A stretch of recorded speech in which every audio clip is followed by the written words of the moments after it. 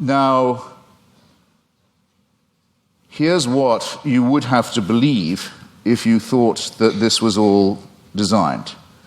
Dr. Craig gave a slight parody of what I think about this.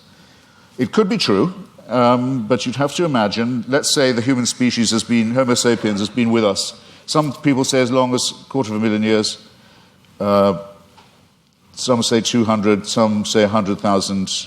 Francis Collins and Richard Dawkins oscillate about this. It's not a very big argument. I'll just take 100,000, if you like. You have to imagine that human beings are born. Well, actually, most of them, a good number of them aren't born. They die in childbirth or don't long outlive it.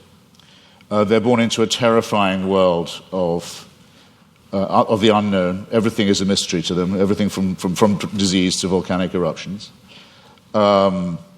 Everything is, their life expectancy for the first, I don't know, many, many tens of thousands of years would be lucky to be in the 20s, probably dying agonizingly over their teeth, poorly evolved as the teeth are, and from other inheritances from being primates, such as the appendix that we don't need, such as the fact that our genitalia appear to have been designed by a committee, other shortcomings of the species, exaggerated by scarcity, by war, by famine, by competition, and so on. And for 98,000 years or so, heaven watches this with complete indifference.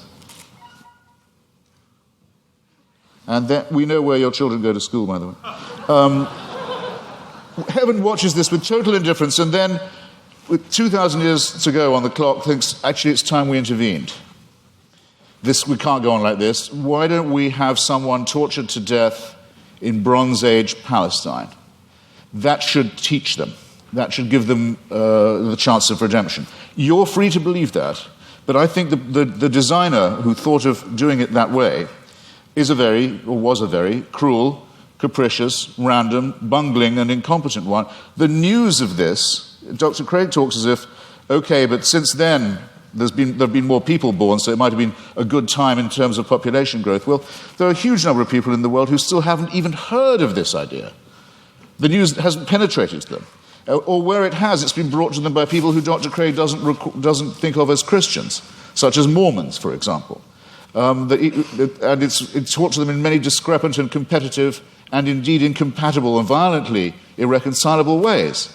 And there's been a lot of argument in the church and the churches all this time about, well, okay, what is the answer to that? What about all the people who never could have heard the good news, or who never will hear it, or still haven't been reached by it, and who've died not knowing about it? What happens to them? How can they be saved? Well, the argument is that it's all somehow made retrospective.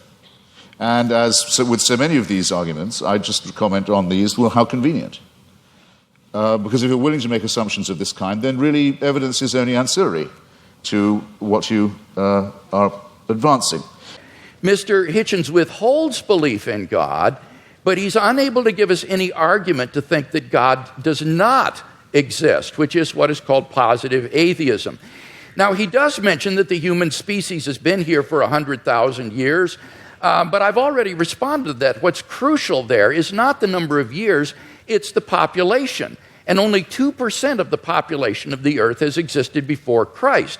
And during that time, God is not indifferent to the lot of those people. Rather, he is preparing humanity, preparing the world for the advent of Christ so that in the fullness of time, Christ would come into the world. And those people who lived apart from Christ, God cared for them as well and provided for them. The Bible says, ever since the creation of the world, God's invisible nature, namely his eternal power and deity, has been clearly perceived in the things that have been made. Paul says that from one man, God made every nation of men, that they should inhabit the whole earth. And he determined the times set for them and the exact places that they should live. He did this so that men would seek him and perhaps reach out for him and find him, for he is not far from each one of us, for in him we live and move and have our being. So that those who lived before Christ were covered by the death of Christ, they were covered by his atoning sacrifice, and God will judge them on the basis of the information that they had in their response to general revelation. Similarly, for those who haven't heard of the gospel yet today, they will be judged on the basis of the information that they do have and how they respond to that. And aren't you glad that you don't have to judge them? You can leave this up to the hands of a just and holy and merciful God who will judge people on the basis of how they respond to the revelation that they do have.